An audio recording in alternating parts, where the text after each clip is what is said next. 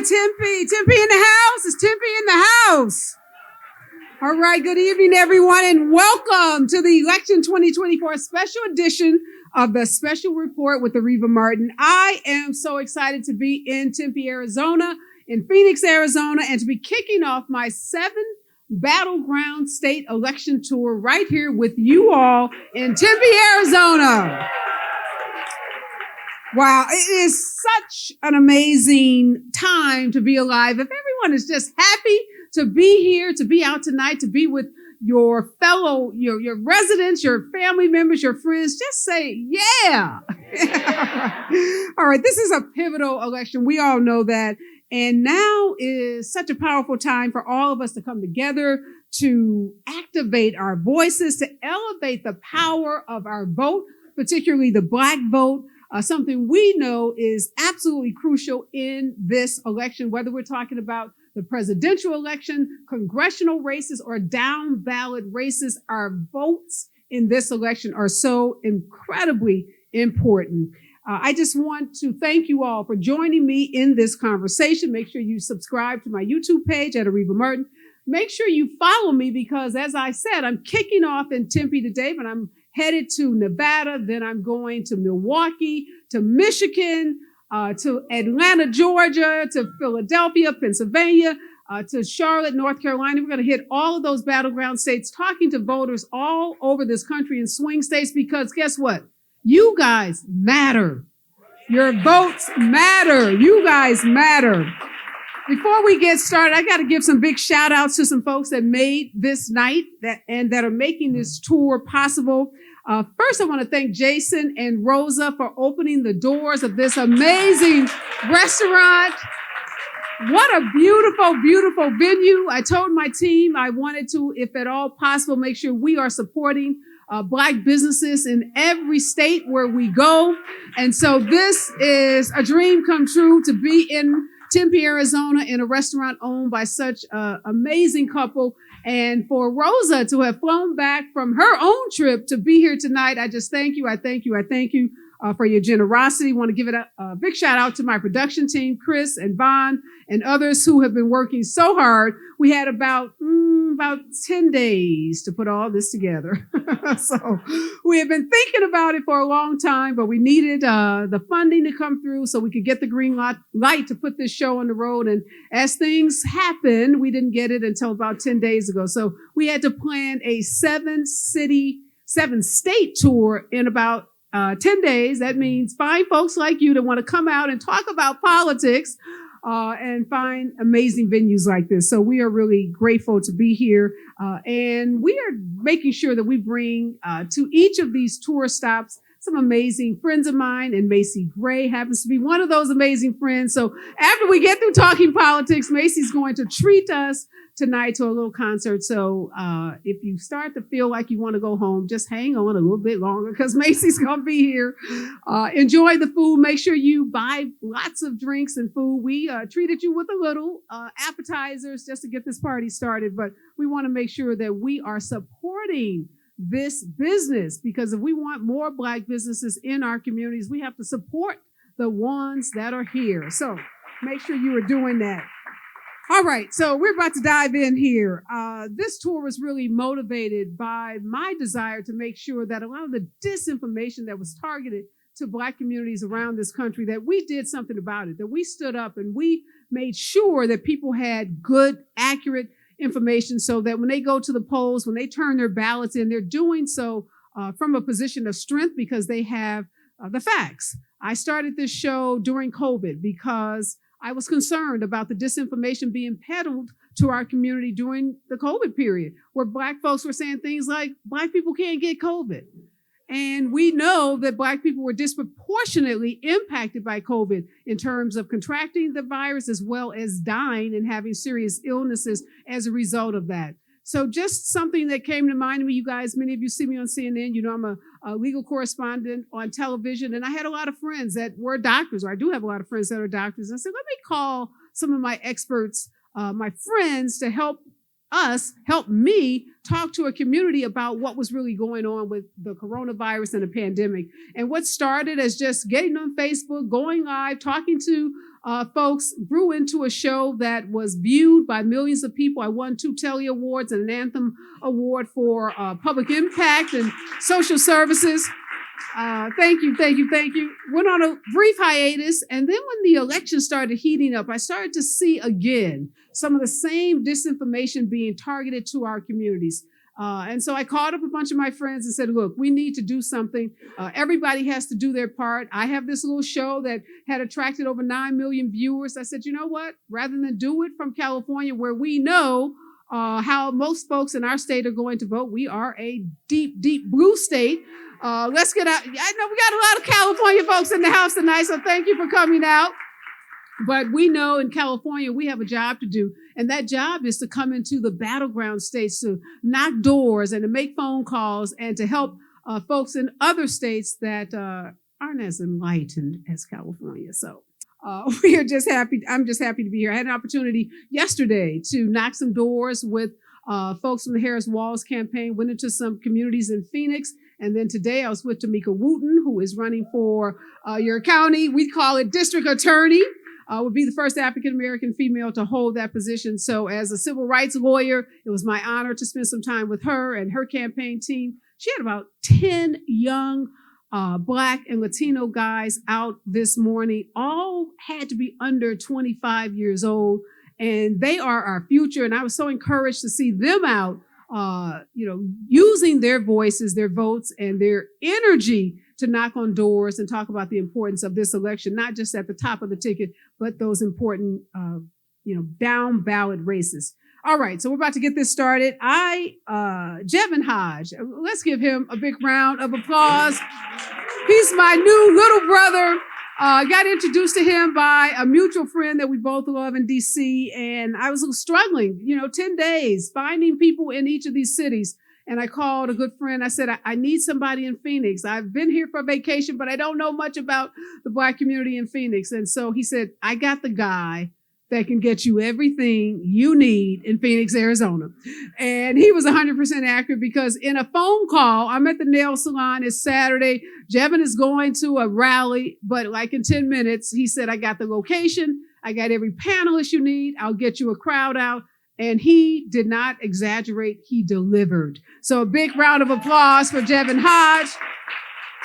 So all of these amazing people I just met through Jevin, and I'm so grateful. It's so many people I reached out to. A lot of folks said yes, which is a good thing. That means people are engaged and care about this election. So I want to bring up my panelists. Some are going to join me on the stage. Some are going to sit at the table, but everyone is important. Everybody's voice in this conversation is important.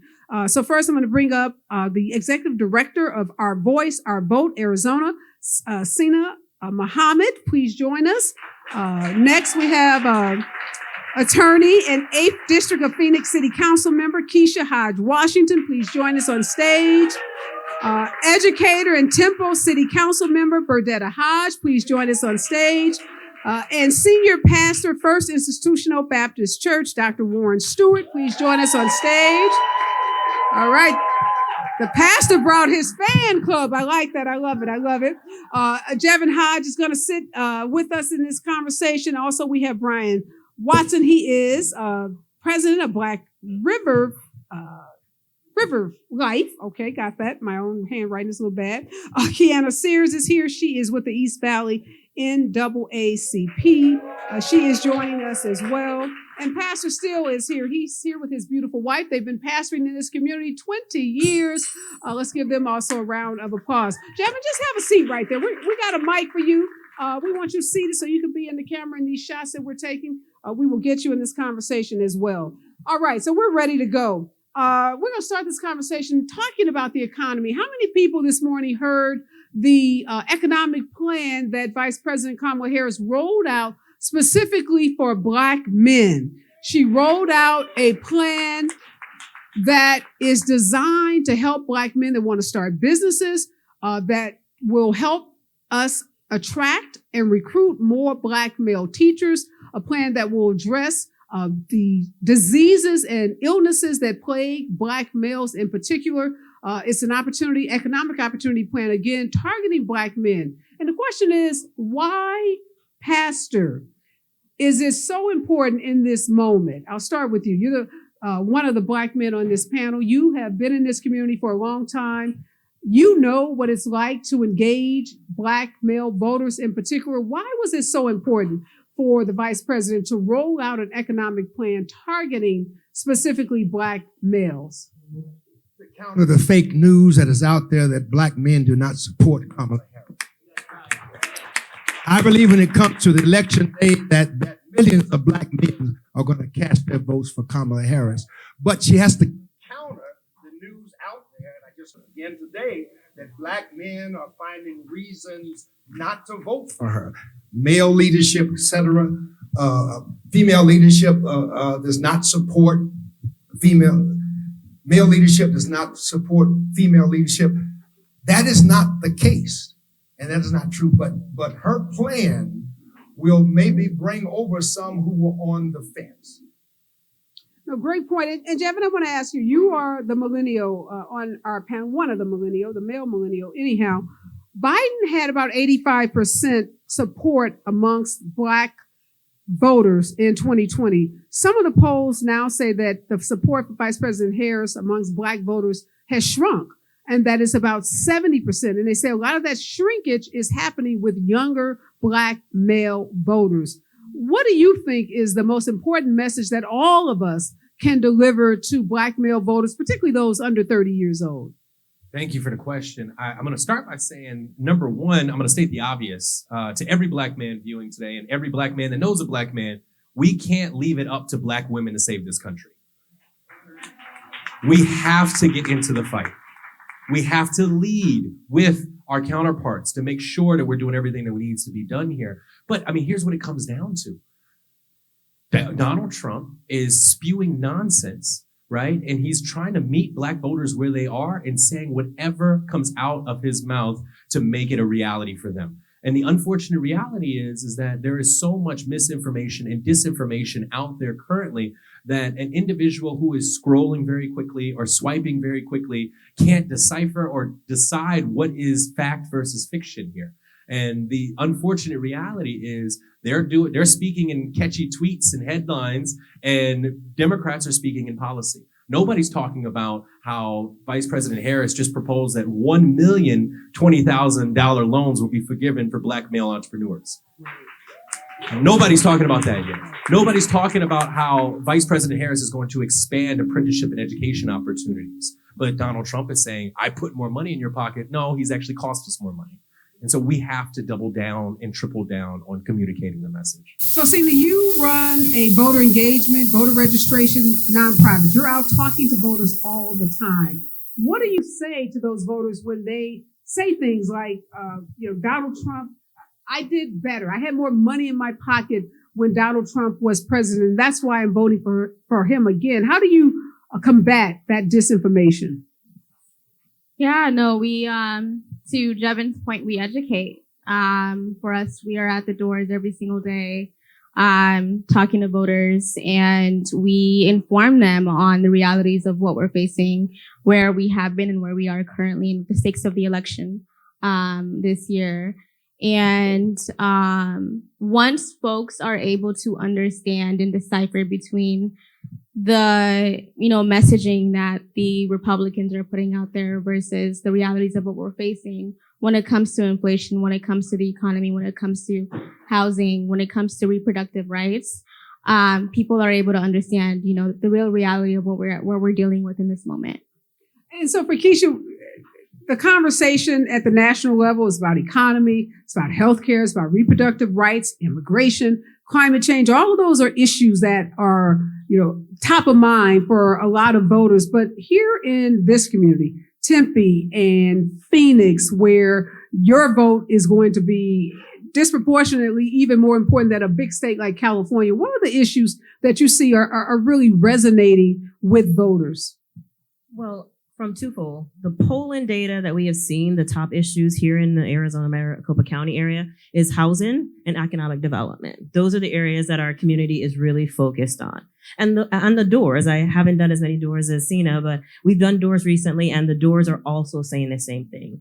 And we have found that combating the falsehood with facts has been very enlightening. Just to piggyback off of some of the comments that you've heard, under the Biden-Harris administration, Black businesses have been at the highest they have ever been in the last 30 years. So those are, yes, round of applause for that. Because there's this narrative that Black businesses are not thriving. And when the reality is that Black businesses are at their apex they've done in the last 30 years. Those are some of the statistics that you will see looking into how Black businesses have thrived. And I love also going to pivot a little bit. One of the things that make a very good speaking point at the doors is the first-time homebuyer credit that the administration is proposing. Many individuals, especially in Arizona, it was a state where housing affordability was readily available. And with growth in progress, we have seen some, I wouldn't say regression in that area, but we've seen it's a little more difficult for more individuals to own their first home. So when we start talking about the housing credit that the vice president is proposing, you can actually see the spark turn in their eyes. They see, oh, wait, there is something in there for me. And it gives them hope. So I think housing and economic development, I would say, are the two primary issues that we see here in this area. So, Berdetta, yesterday when I was knocking doors, we knocked on the door of a voter. She opened her door. She was cordial. She said, I'm voting in the congressional race. I'm not voting for either presidential candidate.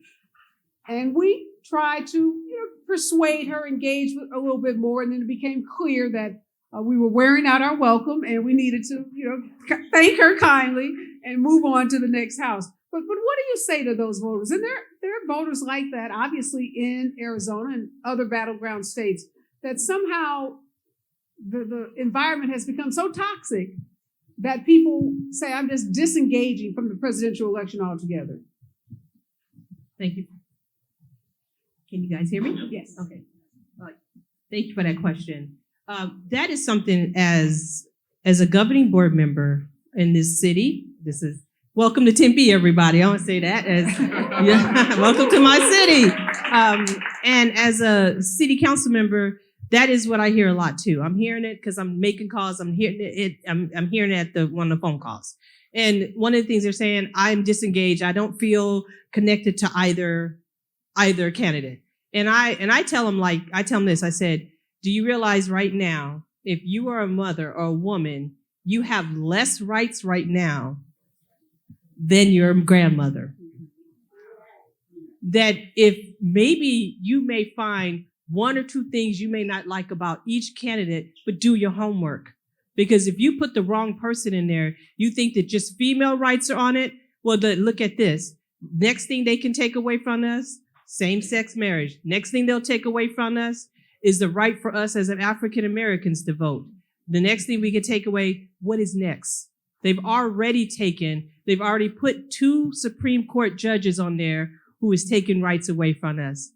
Thank you, Dr. Hassan, who brought this to my attention as we talked today, is saying that Obama himself was there 8 years and didn't get as many chances at putting Supreme Court judges on there. If we don't take the time and do our research, learn, we're going to be so much farther behind than we were 100 years ago. And that's what you tell them at the doors. No, great point. Criminal justice issues hasn't played a huge role in this election. We know in 2020, after the murder of George Floyd, and we had so many high-profile African Americans who were murdered by police or suffered some kind of brutality by police. But how important is that issue? Because that's where I get really concerned about Black male voters. because if you understand your point about the Supreme Court justices, if you understand Donald Trump's plan under 2025, how he's going to remake our federal government, which will include pretty much eliminating our Department of Justice, the Civil Rights Division of the Department of Justice under Kristen Clark, that has been instrumental in going into police departments and forcing them to reform. We saw under Donald Trump's first administration, they pretty much annihilated the civil rights component of the Department of Justice. So, Pastor, how do we get young Black people who will march in the streets with Black Lives Matter, will protest when there is a police shooting, will protest when a police officer is not charged, but don't necessarily make the connection, did make it in 2016 when Hillary Clinton, those Supreme Court justices wouldn't be there, Council Member Hodge, if Hillary Clinton had won the 2016 election, we would have a whole different U.S. Supreme Court. How do we make that connection, Pastor? Let me go back to the question you raised about the person you knocked on the door and they said they're not going to vote for either. This election is about justice. You have one candidate who represents justice, which means equal rights, liberties for all people, regardless of race, creed, or color, or sex. Then you have the other candidate who is a just us candidate. It's not about justice. It is about just us. And that candidate represents a pervading sentiment among many people in this nation that this country is browning too much. Yeah. And they're trying to hold on to the power. And so for anyone who's on the fence, this election is about a candidate who supports justice, that we pledge to the allegiance, liberty and justice for all. And the other question, the other candidate is about just us. And he's a very dangerous candidate, and we got to stop him. Jump in, Pastor.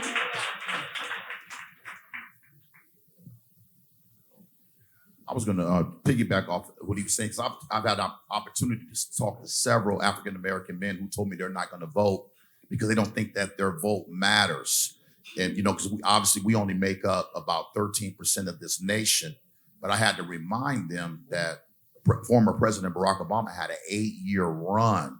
You know, how easy we forget, you know, that everybody vote matters, you know, and for whatever reason, they don't think that it does, that their words don't carry weight. So I've challenged a lot of people that have never voted to register to vote because, again, your vote, it matters. I believe there's been a major shift in our nation. We obviously saw that when Barack Obama had an 8-year run. I know this is not, I probably shouldn't say this, but just recently, when the NFL started this year, more than half of the quarterbacks were Black. That would have never happened 20, 30 years ago. So it just goes to show you the progress that we've made. So again, we need to challenge everyone to vote and know that they need to know that they will be a voice. I had an opportunity, be very transparent. I've been a convicted felon for 27, 28 years. And I finally got my voting rights back 4 years ago. Right. So I was able to vote 4 years ago. Wow. So I was happy about that. Well, congratulations. And we know criminal justice and our system and the reform of our criminal justice system is so important. And Kamala Harris, I'm so happy that she's leaning into her background as a district attorney and attorney general. You guys will remember when she ran for president in 2020, I was fortunate enough to work on her campaign. I've known her since we were in college. And at that time, there was this kind of hesitancy to embrace her role as a district attorney, as a prosecutor, because this, again, false trope was out that somehow she had locked up all these Black men in San Francisco for low-level crimes, and that was completely false. In fact, what she did in San Francisco is create many diversionary programs and other programs for low-level offenders. But now we have her embracing her criminal justice background because she understands the disparities in our systems, and she's committed to working to make it possible for folks who have been justice involved, so we call it in California, to have their voting rights restored. And so, and to be productive members of society. And again, I think we should embrace someone who's worked within the system and knows how, oppressive our criminal justice system can be for Black and brown people in particular. I want to throw out some things that Donald Trump and Republicans frequently say that we hear repeated by Black voters sometimes. And these are false statements. They're lies. They're tropes, really. So Trump said, J.D. Vance said, and now Trump parrots it, that he saved Obamacare.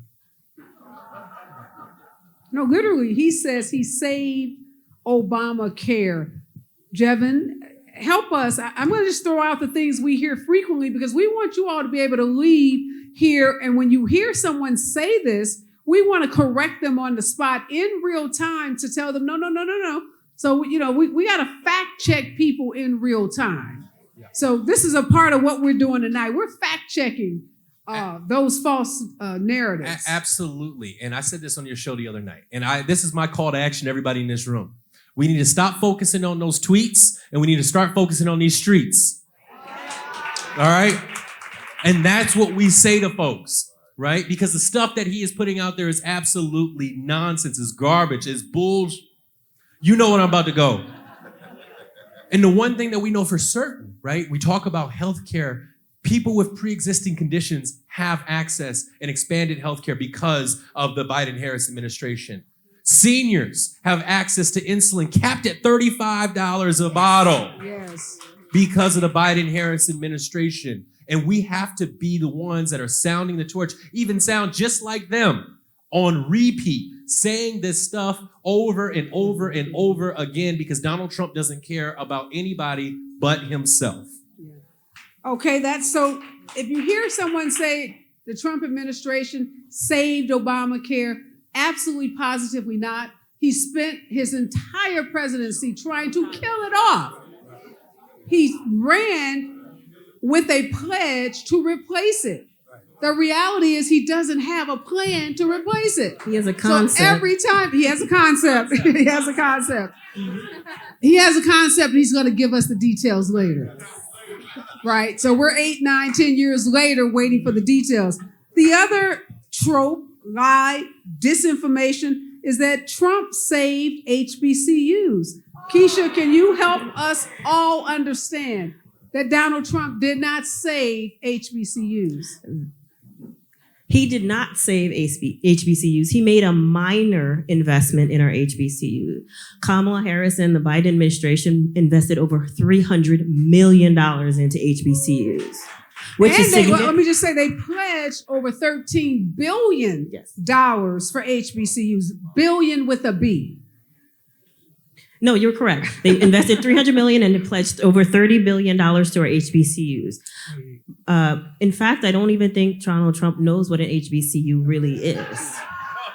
No, I'm serious. He has simply made these comments because he has heard them to be talking points. One of the things that I do to individuals who give me those tropes or those false narratives, I always challenge them. I'm like, well, do explain when for example, if he saved Obamacare, please give me an example. And they usually don't have an example. They are just repeating what they've heard. And I find that when you challenge them and you question them and you say, hey, give me an example, they realize that they don't have anything. And now they're more likely to listen to you and the facts that you bring to them. You give them an opportunity to say what their fact is and you refute it. I just wanted to piggyback on something that was said earlier about individuals that don't show up to vote, who feel that their vote doesn't matter.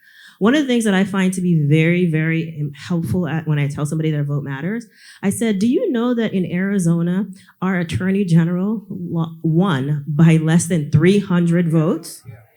Do you know that in my congressional district, the Democratic nominee won by less than 40 votes, 39 votes? We know there are races that are tremendously close here in Arizona. Biden lost this entire state by 10,000 votes. So please do not believe this false narrative that your vote doesn't matter. Your vote is so important here. And I always challenge you. I'm like, you show up. If you're constantly going to show up, find 2 or 3 people who you know are not, who don't historically vote, and you bring them. You make it your mission. You call them, you say, hey, let's go over the ballot together. When do you want to go drop it off? Maybe we can grab lunch afterwards. You make it a thing because each and every vote matters. Please do not let anyone, and especially when we talk about top to the bottom of the ballot, many times in Arizona, the drop-off is at least 10% from the presidential to the rest of the ballot. And people don't realize how many things are encapsulated in our ballot. We have a record number of ballot initiatives on our ballot this year, ranging from things involving immigration, regarding abortion, reproductive rights, talking about property taxes. It's about whether or not we are going to get rid of primaries. So please, please, please, I'm going to take a quick section to remind everyone to be uninformed and to complete each and every initiative. That is your greatest vote. Your voice, is your vote. Please fill out the entirety of the ballot. It seems like a long exercise, but it's 4 pages of each and every one of those initiatives are important. We are voting on judges who we saw upheld the 1864 abortion ban. We are dealing with things such as our Maricopa County College District, whether or not they get funding. We are seeing things where our cities, whether or not we have the ability to continue to operate under the budget that we have, or whether or not we go back to a format in the city of Phoenix where it would cost us almost $3 billion in cuts to our services. So it is very important. I understand we are talking a lot about the presidential race, but our congressional race, our Senate race, our city council race, our school board races, our legislative races, each and every one of those races are important. Each and every one of those ballot initiatives deserves your attention. And if there's any part of it that you do not understand, there are plenty of resources. A quick pitch for the League of Women Voters, I think, has a really great voter guide about the propositions. Be informed when it comes to this, because many people are not informed, and I think that's why they think their vote doesn't matter. No, such a great point, and thank you for giving a resource.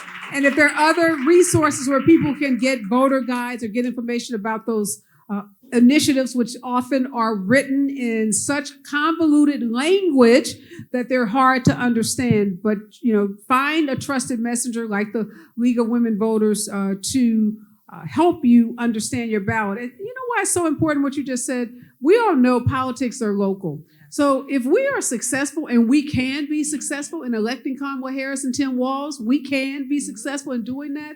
They need every office, every congressional, they need a Congress and a Senate so that the president can govern, so we don't see the kind of chaos that we've seen in the House under the Republican leadership under Mike Johnson. Kamala Harris and Tim Walz will need the Congress, they'll need the Senate, and they need these local seats.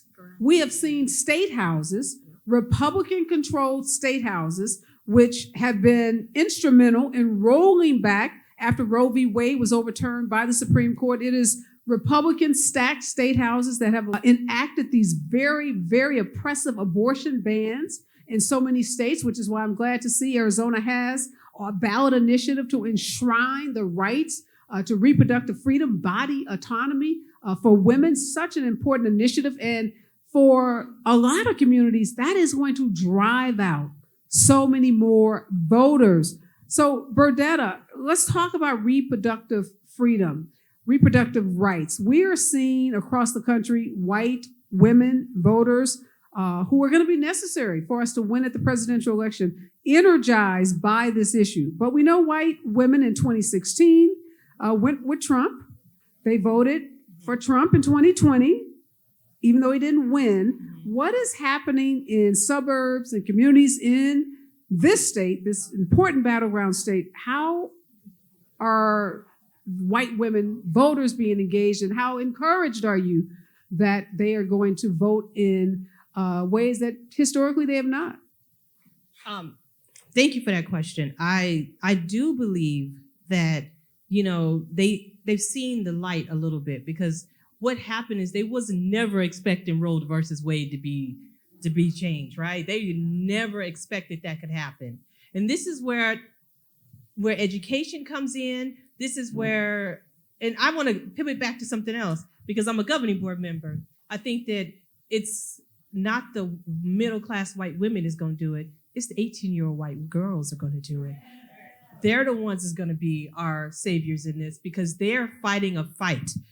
Our youth is fighting a fight. They want their rights because more than that, reproduction, most of us in here, we may or might have more than one or two more kids, but the 18-year-olds haven't started yet. So we got to start talking. We know that we can talk to the women. We can go out there. They're educated. They know what they want to do. I think the part now is what we got to do is we got to go to the younger batch. We got to. What's that, Sena? Sena, are you seeing that on the doors you're knocking, that younger women are really motivated by this question of body autonomy, reproductive freedom, reproductive rights? Yeah, absolutely. I think all young, voters are, questioning sort of like what is at stake for them. I think for us, what we're really seeing on the doors is that people are just undecided. And a lot of it really has to do with the fact that there is a lack of information. That's kind of like the running theme here. The Biden-Harris administration did a great job in, their cycle, but they didn't do a really great job of communicating it. They didn't do a great job of actually mentioning their wins and making that clear to us. And so now folks are like, it's 4 years later, what have you done, right? And so for us, we are teaching them those things, educating them those things, and also just talking about the long game. Because as Black voters, we know that we've been used so many times by elections. And, they're just expecting us to turn out and save the race. And, we want to make sure that there's value in our vote. And so we talk about what is the long game? What are we trying to win? What is our legislative agenda as a community, right? And I think just really being able to think about, I think there's a term, it's like, let's play chess, not checkers. Like, we don't have to like or love Kamala Harris right now. And we can sit with that and we can be okay with that. Yes. But the reality is we are, our freedom is at stake. Our democracy is at stake. Our ability to be able to be who we are in this country is at stake. And for me, I'm an immigrant from Ethiopia. And I know that just my full-on identity as a Black immigrant Muslim woman, I will be under attack. I have been under attack in 2016. And so I don't want to go back to that moment where we woke up, in 2016 and realized, whoa. A right? Muslim ban. Woke up to a Muslim ban. That's right. Yeah. But you raised and a so good many point. more. I want to piggyback on what you said about liking Kamala Harris. I remember when Hillary Clinton was running in 2016, and I did a panel like this. I was doing it with a lot of young millennial women, and the women were saying, "Oh, I just don't like her." And I was like, "Okay, you're not gonna be spending that much time with her. You ain't gonna be hanging out with her at the White House. It's okay. You don't really have to like her like that. We're not electing the prom queen. We're not electing your best friend. That's not what this is about." And we have to remind people that we are electing an administration. We are electing a set of principles and values. And we're not always going to be aligned. I've known Kamala since the VP since we were 18 years old. I don't agree with everything that she has done as a public servant, but the administration that she will bring together is so much bigger. I didn't agree with Joe Biden with everything, but I knew that Joe Biden would care about diversity and representation. And now we have more Black women appointed to the federal bench than ever in the history of this country. Joe Biden did that. Kristen Clark, Columbia Law School graduate, Harvard undergraduate, is the head of the Civil Rights Department under Merrick Garland at the Department of Justice. That's Joe Biden. Yeah. Can anybody name any high-profile African Americans in the Trump administration? I will wait. Yeah. Bye-bye. Omarosa, who was fired. Yeah. So, okay. So when you think about all of the people, African Americans, Latinos, women, so that's what we're electing. Can you all imagine what the White House will look like under a African American female Asian president? Yeah. All the voices that will be lifted up, all of the representation, we've seen it already under Joe Biden. So, and I also want to address when Trump and the Republicans have been saying forever that the Democrats take the Black vote for granted. They say that, and then Black people, we start repeating it. And again, Democratic Party, not perfect, messy, one big tent. You know, we all don't get along on most days, like most families, very dysfunctional. But at the end of the day, we make room for everyone. And I can tell you just unequivocally, this campaign that came together on July 21st, so let's be real about that. Who starts a campaign in July, raises $1 billion in 3 months, catches up with your opponent? So we just got to give credit where credit is due. So you may not like a lot of things, but that's some badass shit right there. Let's be honest. Sorry, pastors. Forgive my French. But if that's not a CEO, a leader on steroids, I mean, I don't know what else is. So again, this administration, I don't know if you guys saw today, Breakfast Club interview, Black media interviews, there's a Black event right now happening in Detroit around the football game, where it's called Black Men Huddle, I think is what it's called. So they are going into the Black community in ways that I can't really remember. So it's not perfect. It is not perfect, and I'm the first to tell you that, but it is better than what I have seen from many Democratic administrations. And that's all being driven because the person at the top, Kamala Harris, understands the importance, and she's not taking our vote for granted. I'm here. The president can't be everywhere. The vice president, people are like, oh, I want Kamala to come. She can't come to your house, boo. I'm sorry. You know, people, expectations sometimes are not realistic, Pastor. Can you talk about your pastor? I'm sure people want you to be everywhere. I have one question to add to. Go ahead. I wanted to say, when we're talking about surrogates, right? We are her surrogates. Yes. We need to be speaking. In this room, we're sitting here, we're clapping, we're doing that. What are you going to do when you walk out that room, when you walk out this room today, to make sure that she's there? You know, as all of us, we're all been called out to be surrogates for her. How many people have you hosted at your house that you know, and you know you got a cousin named Pookie who ain't voting for nobody? How many times have you talked to him? What have you done? This is our time. If we win, we win. But if we lose, we have lost. We have helped her to lose.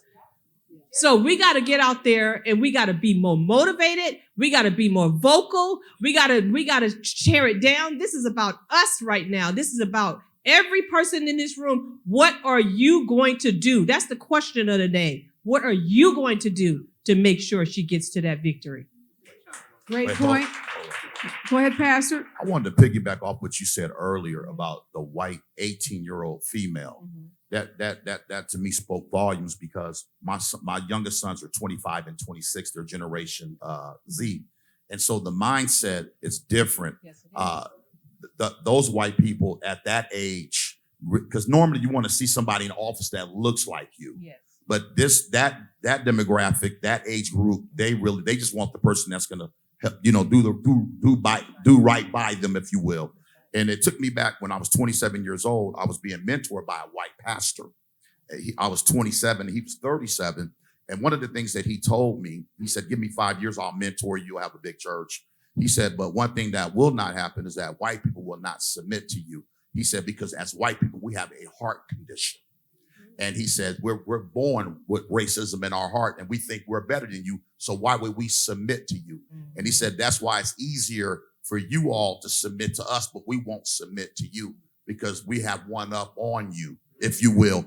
But I was 27. I'm 52 now.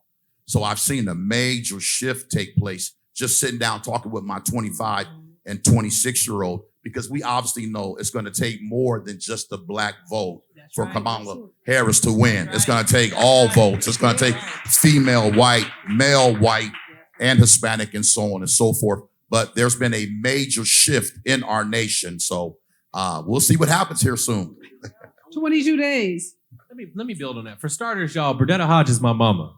You know, now, yeah. The proud mama's boy here. I'm never shy about saying that. And also, my grandma's here too, y'all. My grandma's in the audience. Arizona, let's go back to the local elections, and then we're going to make our way back to talking about Every Vote Matters. Representative Stacey Travers is in the house. Y'all, put your hands together for Representative Stacey Travers. Yes. The Arizona, it was an absolute honor to serve with that woman right there. Arizona House of Representatives and the Arizona State Senate is one and seat divided in each chamber. We are one seat away in each chamber from having a majority in the Arizona House of Representatives and in the Arizona Senate. So when you think about the power of your vote, the power of your vote can change the entire chamber in the state of Arizona, which can undo all of this nonsense that we see spewing out of the Arizona legislature. The reason why, the sole reason why there is 19 and a half ballot measures on your ballot is because the Republicans wanted you to be confused so that you didn't vote to approve reproductive freedom for every person in this state. That is the sole reason why. And we were in the room. We heard it. We heard them strategize about this when they said, we're going to confuse them. But we're not going to fall for it. And we're not going to fall for it. And let me tell you about how your vote matters, y'all. My first election in 2020, I would have been Arizona's first black Maricopa County-wide official for the Maricopa County Board of Supervisors. 500,000 people participated in that election. I lost by 403 votes, 15 days after the election. So I know everybody in this room knows 403 people. In 2020, I ran for the United States Congress in one of the most competitive seats in the United States of America. My seat for the United States Congress was decided by 3,197 votes, which made it less than 1%, less than 0.5%, 0.3% of a difference, making it the sixth closest seat in the United States of America. Does anybody know how many seats Minority Leader Jeffries needs to be the Speaker of the House right now? 6. My seat would have been one of those seats. And I know everybody in this room knows at least 3,000 people that they could have gotten to vote. So when you think that your vote doesn't matter, I am living proof that your vote matters. I would have been Arizona's first black member of Congress, the second youngest member of Congress in the current session. But because we didn't get off our tails, right? And we have to be excited and motivated about these elections. Every election matters. Every voice matters. Every person matters. And you need to walk out of this room today knowing that and reminding every person that you know that they matter, because there is no second chances. This is it. Democracy's on the line. Yeah, thank you for that, Jevin. And hopefully you will run again, because you've come so close to winning. And you're so right. This election is going to be so close. It's going to be won in the battleground states, but it's not going to be a landslide by either candidate. We're going to be talking about 5,000 votes, 7,000 votes, 8,000 votes, 11,000 votes. And we know that Donald Trump is going to challenge. We saw him file over 60 lawsuits, and to this day still will not admit that he lost the 2020 election. So lawyers all over this country are already preparing for the barrage of lawsuits that are to come. But we stand a much better chance of not having this 6-3 majority Supreme Court, conservative Supreme Court, do something to steal the election from the people if our numbers are larger. So we want to win, and we want to win big, because that's one way that we can build a firewall against whatever Republican appointed judges may do to support what we know will be challenges by Donald Trump. Brian, you've been quiet. Jump in. Tell us what you're thinking. Yeah, what's on my mind is the fact that we're a bigger community than we realize. And We need to pay particular attention to the communities that are Caribbean and our African immigrant communities and realize the strength of those communities and understand the policies that they're looking for too. And make sure that we're consistently discussing the Black agenda, understanding that the social is political. And so if we continue to focus on each other and understand what our needs are across our communities and engage those voters that are in the different aspects of the diaspora, which as Black River Life, we focus on that. We try to make sure that we center that because we understand that without it, we won't win. Even if we win this election, we only win when we're all at the table making decisions about what our agenda is. And we're talking about the border, right? We're talking about immigration. That is a quick way to engage some of our immigrant communities and say, hey, we got your back. You make that statement right now in terms of officials who are running for positions or in roles, and you focus on that and let them know that we have your attention, that we're focused on you, we know you're there, then you'll find that they'll start to gravitate and be in the center of a lot of what we're trying to accomplish here. And if we don't, then we understand that we didn't count ourselves in, fully understanding who we are and where we are within the state of Arizona, because there's a lot of us here, and there's stories that connect to immigration and understanding the economy and how it's immigrants that also push our economy too.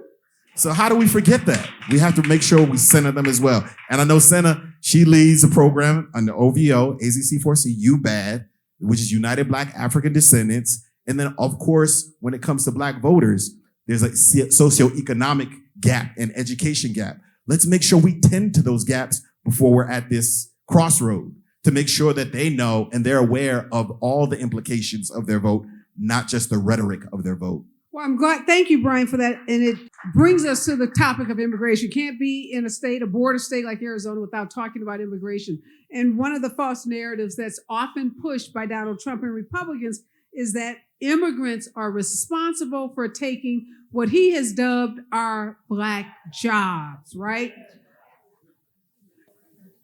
Pastor, you want to address why that is just a false statement? All of us are immigrants except the indigenous people. So that's the first thing.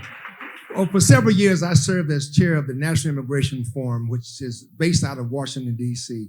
We were so close in 2014 with the Gang of Eight, 4 Republican senators, 4 Democratic, and the right-wing Republican congressman killed it, just like Trump killed the bill last year. This problem could be over and done with. Immigrants bring their talents, their gifts, their passion to this country because they want a safe place to live. And I thank God for every immigrant that comes in this land. And study after study after study show that immigrants do not drive up the prices of homes. Again, false narrative that immigrants are not taking jobs from Black people. Immigrants are doing the work that Black people and U.S.-born citizens don't want to do. That's the truth. They work in agriculture. We that live in California, in Arizona probably too, you drive in the Central Valley of California where there are farms.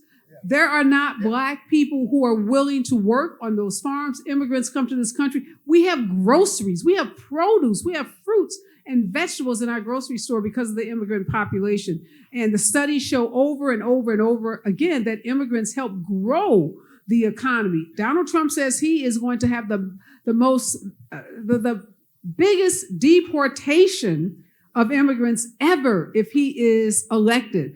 And economists, even those from Wharton, where he got his degree, say that will cost this country trillions of dollars. Basically, it will topple our economy. So any notion that immigrants are a part of the problem or should be dividing Black people from immigrants, again, is just being used as a wedge issue to divide us when we should be, as you said, Brian, coming together, strength in numbers.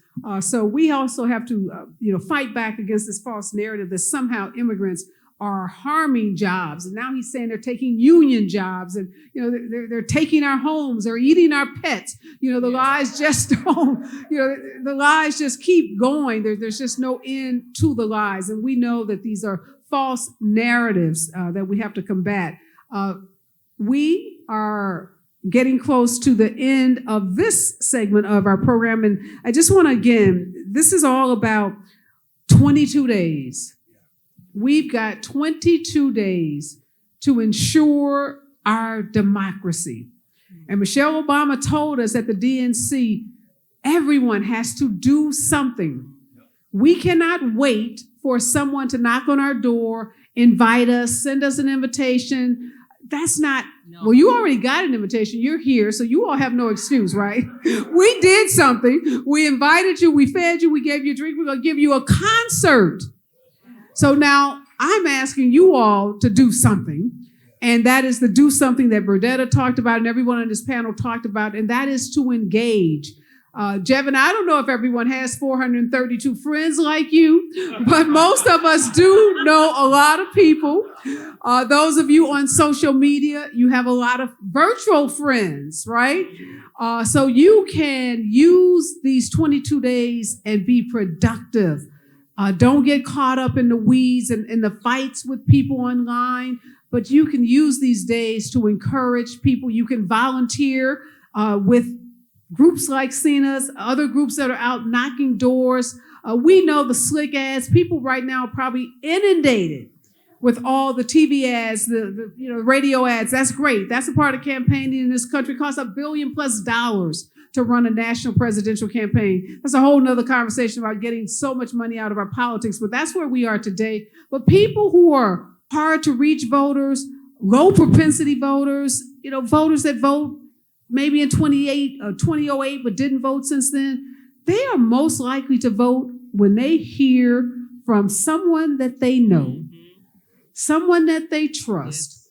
Those are the ways that we will drive up the Black vote in swing states, the immigrant vote, any of those voters, the folks who maybe were formerly incarcerated, who've gotten their rights back, who don't quite know if they can vote.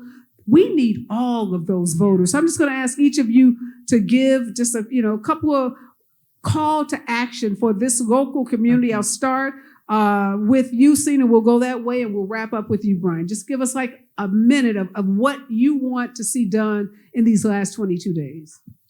I got a task for y'all.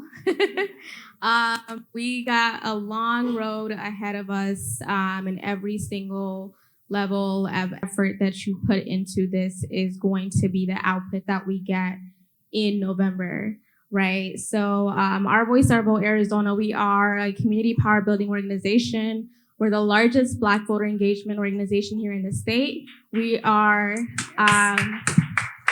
running the largest Black voter engagement in Arizona history. Yes. We will be talking to every Black voter here, knocking on 1 million doors. So far, we've knocked on over 656,000 doors.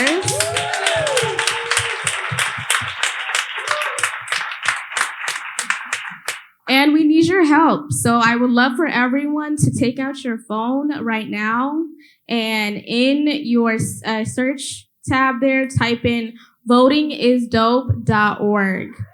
If you click on that, you'll be able to get an option to be able to sign up for a shift and come out. We got a shift on Wednesdays, Thursdays, and Saturdays. And it's a party. We got mimosas on Saturdays. And we just want to make sure that you all have the opportunity to be able to engage, because it's going to take every single one of us, as mentioned, to be able to win. All right, 656,000 votes. Doors knocked. All right, Kesha, what's your call? I got a few calls to action. First of all, I'm going to ask you, if you've already have your early ballot, complete it, and turn it in by this weekend. It allows the candidates and the campaigns to clear you off of their books so they're not mailing you material. As a candidate, I know how expensive that can be. Do them the favor. You know what you're going to do it. And then my next assignment, while you got your phones out, open up your note tab or wherever you write stuff down. And I want you to write down the name of 5 individuals that you know do not participate in this process. And these are going to be your 5. You know how you say they can one hand cannot clap by itself? We cannot do this by ourselves. We need each and every one of you to commit to finding at least 5 people that you know are not going to participate, and we need you to bring them to the table. And whether or not bringing them to the table means you call them and you make sure they fill it out, or it means you go with them and drop them off to the polling center, or it means you take them to lunch, whatever it takes, I want you to find your 5 because your hand can't clap by itself. And you're going to commit to making sure those 5 people show up and participate. And then you're not done. If you got a little extra energy, I'm going to ask you, because I ask for a lot. You can do, but because this is so important, every year we say it's the most consequential election, and I think this year is no different. We see a stark difference between the candidates, and we need to make sure that we can say at the end of the day, we did everything that we could to ensure we were on the right side of history. Yes. So what I need you to do, in addition to turning in your ballot by this weekend, so we can get you off the book so the campaigns don't have to worry about mailing you stuff. And it frees up your text message too. You won't get as many of them. So go ahead, do that. Then you're going to find 5 people that you know don't show up, and you're going to make them your 5 personal mission. And you're going to make sure they show up. And then the last thing I'm going to ask you to do, I'm going to ask you to give at least one weekend, do one day of at least voter outreach. You never know the impact that you will make. Last weekend, my organization, we had the opportunity to welcome some sorors. I remember Delta Sigma Theta Sorority Incorporated. And some sorors came in from Oklahoma City, and we were able in 2 days to do outreach targeting a low voter turnout precinct where it has a low Black voter turnout. And we did voter outreach in a numerous capacity. We reached almost 1,800 individuals. So do not believe that you cannot make a difference. So I would just ask for you to commit at least 1 or 2 days. You know where to do it. You can do it with Our Voice, Our Vote. There are organizations that can do this. So we need to be able to look back and say, I did everything I know I could to ensure that we were on the right side of history. So all right, great call to action. Okay. All right, Berdetta. All right, I'm gonna do a little bit different. Cedric, stand up. Kiana Sears, stand up. Stacey Travers, stand up. Tamika Wooten, stand up. Do you guys know who these people are? They're candidates. When you support them, you go down the bottom to the top. And Berdetta, you know what? tell us what they're running for. I'm going to tell you. I'm going to let them say it. Scream it at the top of your lungs, Cedric. What are you running for? I am running for Kyrie School Board. All right. Kiana Sears, what are you running for? I'm Kiana Maria Sears, running for North Mesa Jessica. And when we talk about that we need other than our Black vote, this is a woman right here that will support Black candidates up and down the ballot. Stacey Travers, what are you running for? Arizona State House of Representatives, right here in Tempe. All right. Woo! Last but not least, my son runs her campaign. The first Black woman to win, the first Black person to be on the county-wide side. Tamika Wooten, what are you running for? All right. All right. So my ask of you, time, talent, and treasure. When you help down ballot candidates, you help the top of the ticket. So find you a candidate in your area that you can support. Knock a door, make calls, do whatever you need to get out the vote. Guess what they're going to do? They're going to bring that vote out. They will be elected, and guess what? They will also bring Kamala with them too. Because this is what we need to do. We need to go from the bottom to the top. Make sure when you go out there and speak, you say start at the bottom of your ballot and make your way to the top. I want to just give a shout out to my assistant who is here today, Vanessa, who came all the way here. You know, she's one of the people who gave me a story. She told me, that my brother doesn't sound like me. She goes, I'm arguing with my brother and my niece every day about why Latinos do not need to be voting for Trump. So when you not only talk about our people, make sure you talk to our Latino family over there too, our Native American family also, our Asian family also, and our Caucasian. We need to talk to everybody to make sure we get out the vote. Thank you. Great advice, Berdetta. Thank you for lifting up those local candidates. So, so important. All right, Pastor. I say ditto to everything that has been said, but I also want to remind us of this. The majority of black voters live in Maricopa County. Black voters matter. And if we get the word out, the black vote can win the election for Kamala Harris in Maricopa County and for the state of Arizona. All right, we're going to be looking for Maricopa County on so Tuesday just tell night. everybody black voters matter, and they do. Fantastic. All right, Pastor. All right. How many of y'all got a pastor? Raise your hand. Raise your hand. All right. All right. And make sure you encourage your pastor to remind the flock to vote. I think that's important. Amen. Because obviously as pastors, our words carry weight. So if your pastor's not challenging people to vote, please challenge your pastor to encourage the flock to vote. Great advice. Great advice. Thank you. I'm going to follow my sister Kesha with a few calls to action here. But before I do that, Roy Tatum, where are you at? Roy is leading Black Vote Matters here in Arizona. So as Pastor Stewart is talking about Black Vote Matters, go talk to the organization and then go knock some doors for OVOV. We got the first Black Vice Mayor in the city of Chandler here with us as well. Odette Harris is in the house. Odie has been an incredible leader. So I have two calls to action for you. Number one, you got $5. Don't go to Starbucks this week. Find one of those candidates that we just highlighted in this room and give them $5. Give them $10. You feeling generous? Give them $100. I promise you, they will put these resources to work. You can't drive a car without fuel in the gas tank. And the only way we go get to our destination is with that fuel in the gas tank. So, compromise going to McDonald's, compromise going to Starbucks, compromise that extra drink at the bar tonight. Wait. Not here. No, but buy 2 or 3 more drinks so that you can, we got to support Rosa here at Lush. But compromise the drink at the bar at the next place and give that $10 to one of your local candidates. The last thing I'm going to say here is this, y'all. I said it earlier. We got to stop focusing on these tweets and start focusing on these. Say it again. We got to stop focusing on these tweets and start focusing on these. All right, y'all. There is one poll that matters. There is one poll that matters, and that is the one you will be voting in on November 5th. All right? One poll that matters. So we got to stop focusing on these tweets, and we got to start focusing on these. All right, Brian. Call to action. Thank you, Jevin. Great advice about giving to candidates. Candidates can't win elections without money. That's right. And Barack Obama taught us, you don't have to be a rich person. You don't have to be a millionaire. You don't have to give hundreds of thousands of dollars. $5, $10, $100 makes a difference for a candidate. So great advice. Thank you, Jevin. So my call to action is pretty simple. October 15th, Jazz and Politics. That's tomorrow, y'all.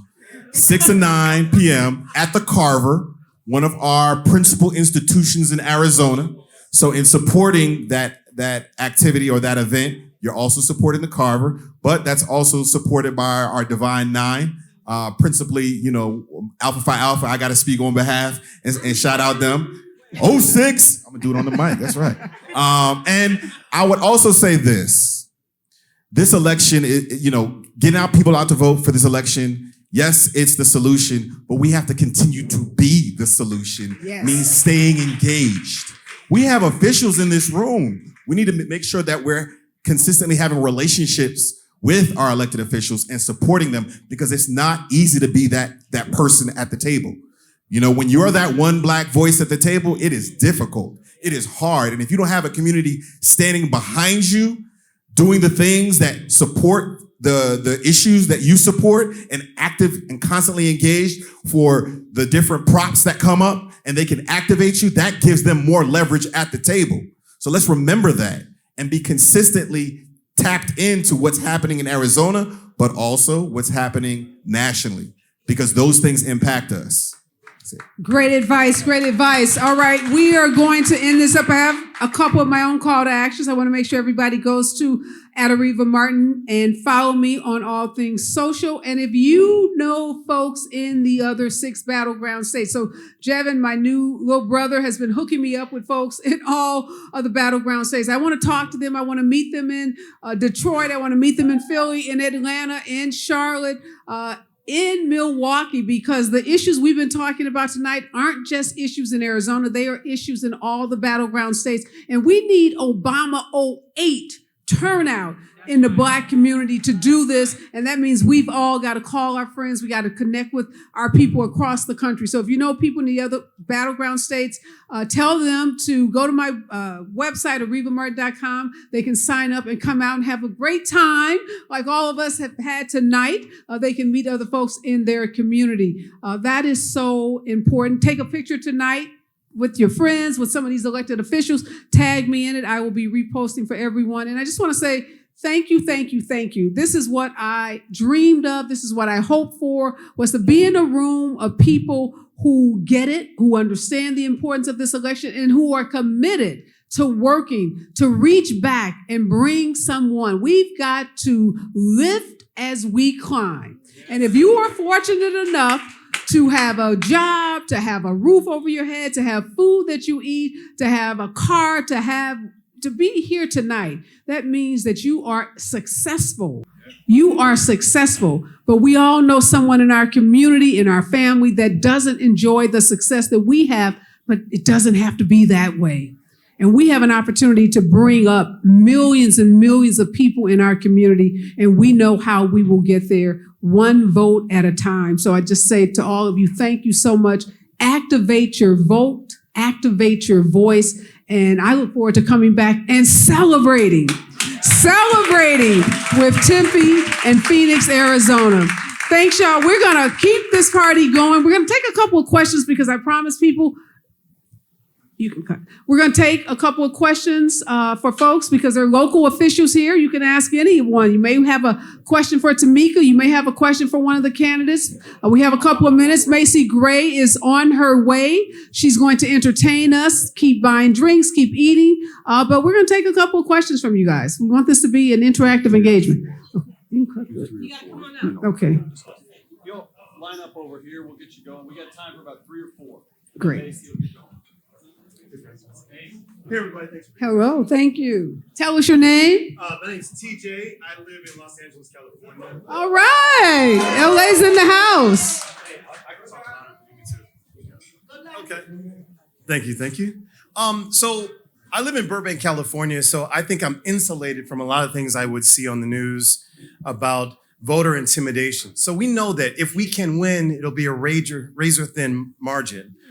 Are there plans or systems in place for people here, because my cousins live here, to stop people? Like, I know I would see all these stories about the Proud Boys and being at the voting boxes and things like that. What's in place to help voters feel comfortable knowing that we're going to bring our 5 so that our 5 can get there and do those things and protect our vote? That's a great question. If I can, I think this is one of the benefits where we see having certain type of leadership in certain positions is important. We have a Democratic Secretary of State who truly believes in protecting elections results. So we have, with the city of Phoenix, I can talk about, we have an election integrity plan, but it doesn't necessarily involve visibly armed individuals. So we have a plan for undercover individuals to be at the polling place, so you do feel safe. So there is an intentional plan to ensure that there is to minimize voter intimidation. And the other plan we are part of a group called Face United to Save Democracy, and we have poll chaplains. We have trained dozens of poll chaplains to go to different polls just to be a spiritual presence to help people who might feel intimidated by people who carry guns, etc. So we have trained dozens of people for that here in Arizona. Gotcha. Okay. Thanks for all you do. Thank you. Great.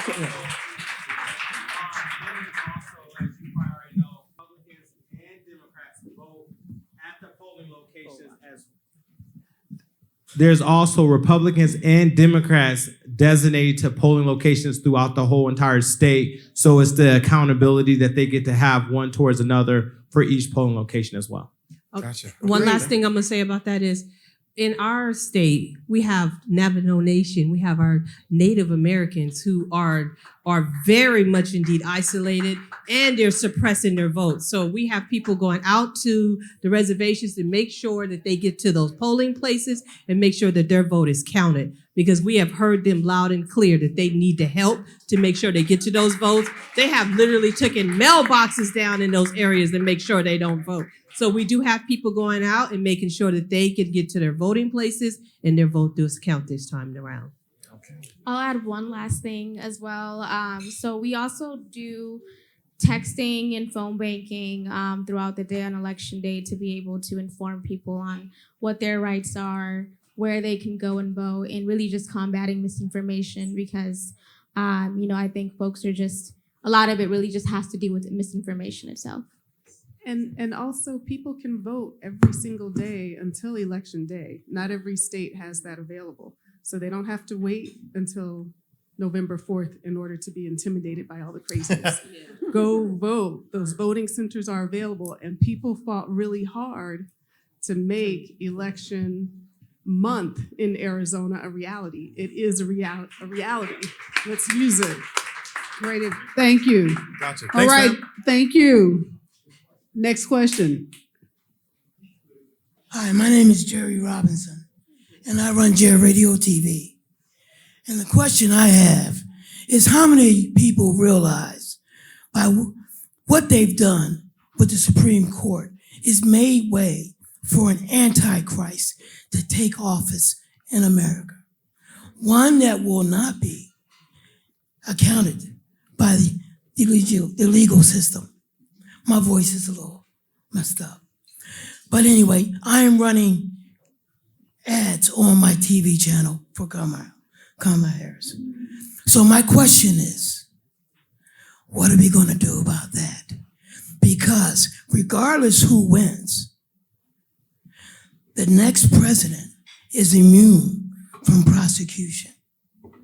No, that's a great question. And that's why we talk about elections matter and connecting the dots with the Supreme Court. There are conversations, and if we win the House and we win the Senate around reform of the Supreme Court, some of the conversations involve expanding the court so that it could be more balanced.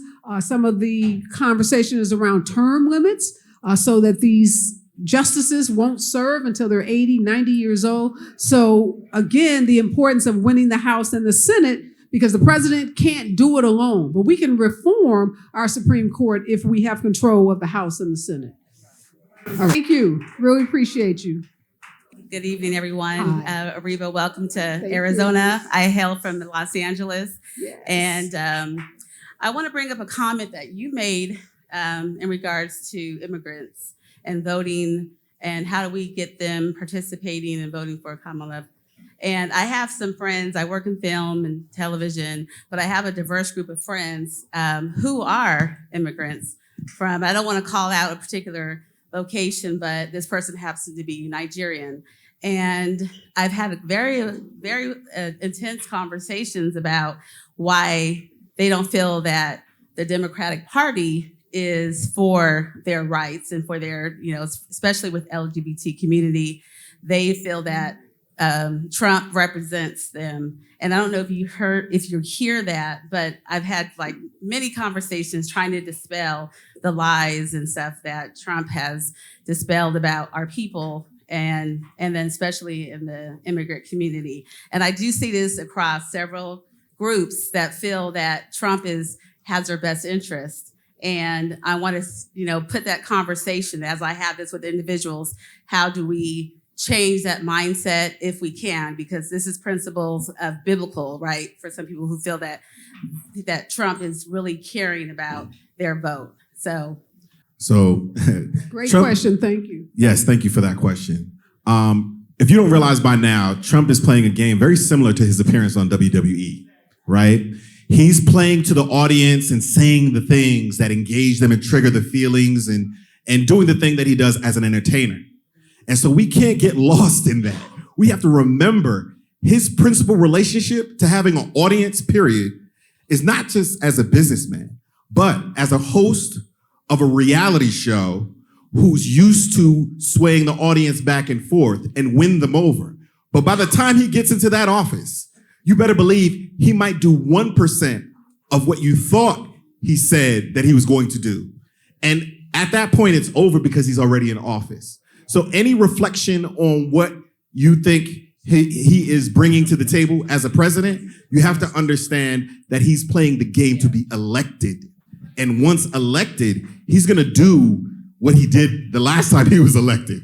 So if we don't remember that, we've got a short-term memory. Yeah. But we need to bring that back into focus and be reminded of the consequences of a Trump presidency. And know that and this is listen, I get what people's misgivings might be about Kamala Harris and the current administration, but that's the only administration that you have to negotiate with at this point in time for this election.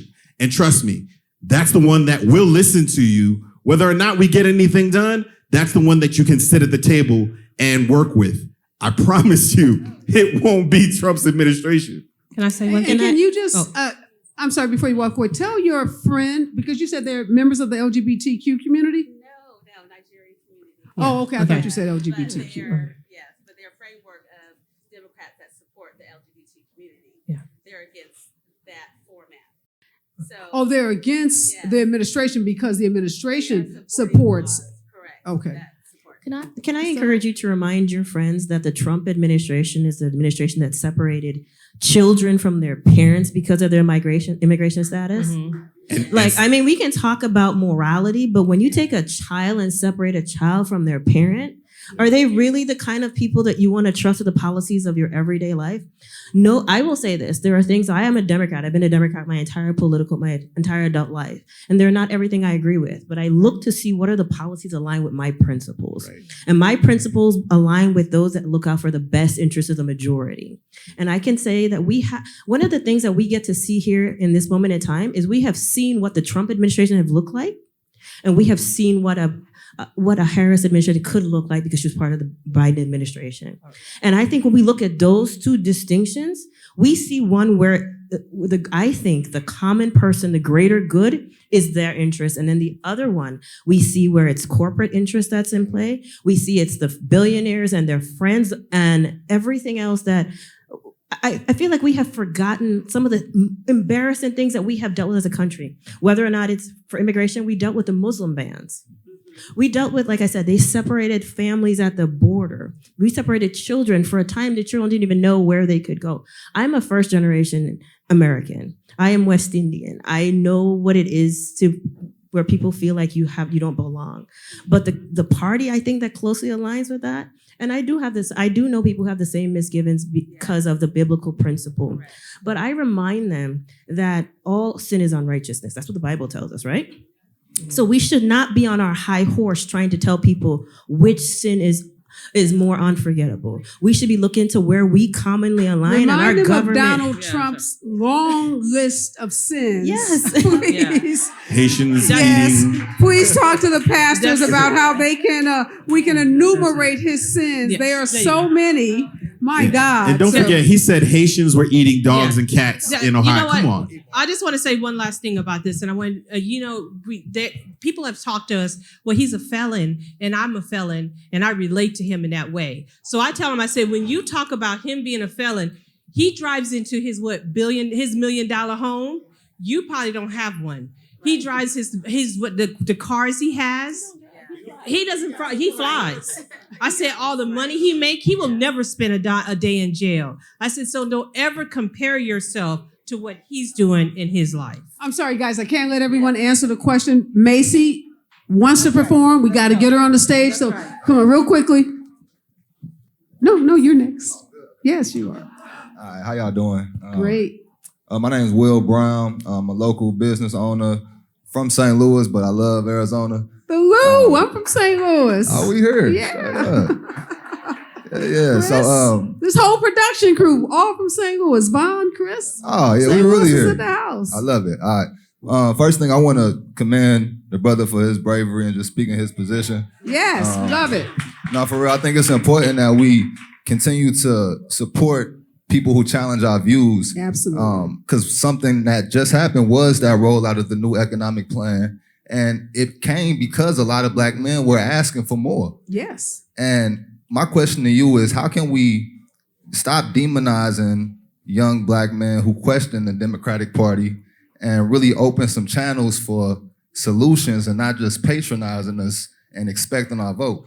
That's a great question. And I will tell you, even before the plan that rolled out today, even before Kamala Harris became the candidate, she had already started convening meetings at the vice presidential official residence with black men, asking them, what did they want? What wasn't the party doing? So there are conversations that have been taking place for over a year. Now, not every black man in America was invited to those meetings, but there were efforts, and she hears, the administration knows they have a problem with African-American men, and trust me, they are listening.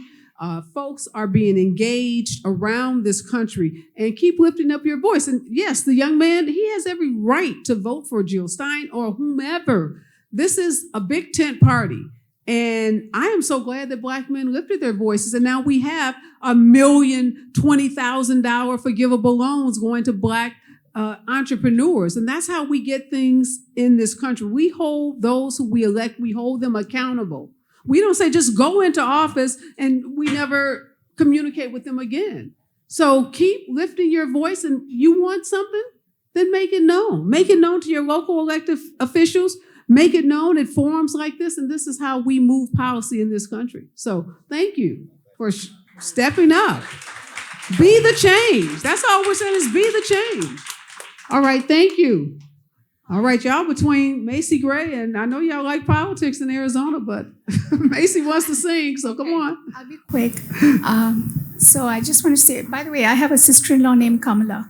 And as an American of Indian origin, this is super exciting for me, obviously. Great. As that, I just wanted to say one thing. We've talked a lot about, obviously, because of the event of the Black vote. I think it's equally important to talk about the Asian vote, because Asian Americans are at least 7% of this country. And a lot of Asian men don't want to vote for Vice President Harris.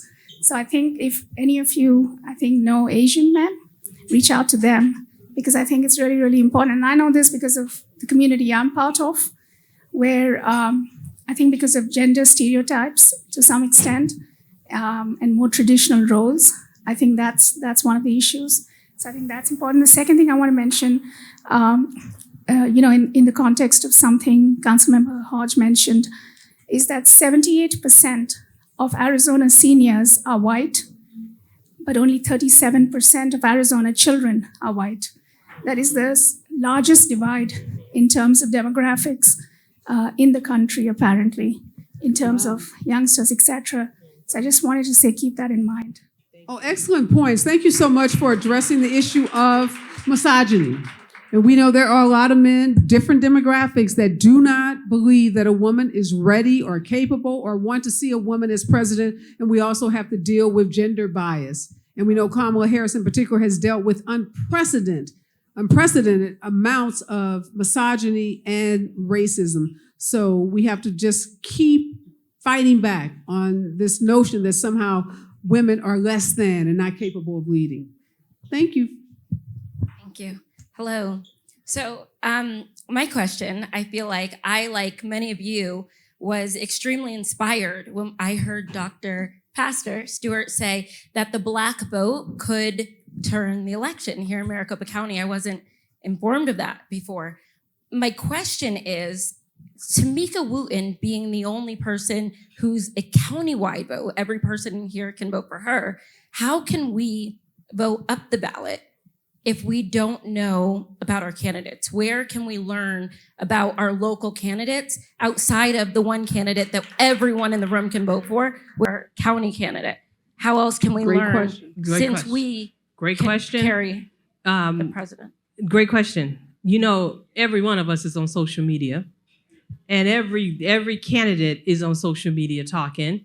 There is a canvas in every part of every neighborhood, everywhere, and you can learn about them. And I don't think this should just be something that you learn just on the day when you're starting to vote. You need to know these people a long time ahead. If you knew who your city council, how many raise your hand and name me who's your city council who represents your area? I do, yeah. You. Yes, good. Or your state representative, or any of those. Get to know these people ahead of time. Get to know get to know the office before you even know the candidate. Know what you want out of these candidates before you even go and try to pick one out. So I think it's out there. It's out there. There's no way that you don't know. We have voter manuals coming out. Oh, that's awesome. Telling about. So you know who your candidate is, and when you haven't, ask questions. How many of you guys know your LDs? When you have a question, that's the good candidate. The place to go to is your LDs and get some information about who's running. But there's a lot of ways to find out who's out there and running. Great question. I will Thank you. just also add and say on our website at ourvoiceourvote.us, we have all of our endorsed candidates there on our website that you all can look at. We make the decisions on endorsing these candidates. We take it very seriously, and we have conversations with community members like you all to decide who is best fit to represent us. So you all can definitely go there and check it out there as well. Thank you. And Great information. Thank you. Arizona, az.dimvoterguide.org. Everything you need. az.dimvoterguide.org. That's your one-stop shop. Perfect. Thank you so much. Thank you. All right. Hi, everybody. I'm Nicole Brown, and I'm actually on my executive board for Legislative District 12 right here in Tempe. So Great. Congratulations. Berdetta represents my district. So we do have voter guides. If anybody has any questions, I'm available afterwards if you do want to know how to get involved with your legislative district. My question and my comment actually to the young gentleman here who was brave enough to come up here in this room and say how he felt, and I appreciate that. My concern is with Project 2025 and how Donald Trump and the Republicans want to get rid of the Department of Education, which is very near and dear to me as a former educator. And I feel like if more young individuals understood how government actually works, then they would know it's not one party holding back or funding money to Israel. This is a government issue that the president has to ask Congress to give them. So it's not the Democrats that are giving money to Israel or just supporting Israel. And I just want to make that clear because it's a government issue. And I appreciate their concern. I also get concerned with the families of that were impacted on October 7th of 2023 when their loved ones were held hostage, killed, or whatever. And that's also an issue. And we have people in my district that are Jewish that are definitely impacted by this issue as well. So I wanted to make sure we knew that if we really cared about, the issue at hand and not getting Donald Trump reelected, and we do know what he's going to do. He's done it before. He's not new. Everyone forgets that he's not new to the presidency. He had policies that did not work before. Our budget went up as well under his administration. And so we really have to think about the impact that his reelection will have, and it's not going to be good. And they've all said it. The panelists all said it. I don't need to repeat that. And I know Macy Gray wants to sing, but I just want to really reiterate, know your local government, get involved now. And the day after the election, regardless of the outcome, you have to start over. You don't want to do this again. In 2022, 2026, those midterm elections are more important than the general election. So we are going to start in LD12 a coalition to partner with our Native American partners, our Hispanic partners, the Black coalition, and getting something done so we can get people to the polls. So as everybody has said already, get out the vote now, but then it doesn't start or stop on November 5th. Make sure that after that, you are building for the midterms and then the general election in 4 more years so we can get Kamala Harris reelected in 4 more years and get things done in America. And I just wanted to say that. And thank you so much for giving me the chance to be up here thank today. you. And thank you. You made a really important point. And all of you that watched the vice presidential debate, how many of you saw it? They went on, I forget which cable station, but after the debate, there was this African-American man who gave like the best education on the spot because J.D. Vance kept saying, well, Kamala Harris has been in office. How come she didn't do this? How come she didn't do that? And we hear that refrain a lot. And this man gave like a 5th grade civics class about the power of the vice president and the non-power that the vice president has. So on these really big geopolitical issues, on the issue of immigration, people mistakenly believe that the president has sole authority. And it is not the president. It is the House of Representatives. It is the U.S. Senate. So we have to be careful when we are blaming the president, whoever that president is, for some of the policies that really where the responsibility rests with our Congress, which is why it's so important to elect Democratic Congresspeople or Congresspeople that whose values align with yours. Kamala Harris does not have the power to end the war in Gaza. She does not. So you cannot legitimately blame her for that. So we have to be careful about where we place the blame. So that is such an important point. Thank you. I just want to say, is this not the best, smartest panel? Give it up for these amazing Arizona elected leaders, community leaders. I am so inspired. Yes, stand on your feet. Let's give them a big round of applause. They have done an amazing job. Thank you, thank you, thank you to each and every one of you. It's been an incredible night, and guess what? It's not over yet. All right, guys, we're going to have some little fun now. But again, thank you so much for coming. Shout it out. Follow us on social media. We're going to take a couple of pictures. Make sure you get in the pictures. And if you don't do anything else, vote, vote, vote.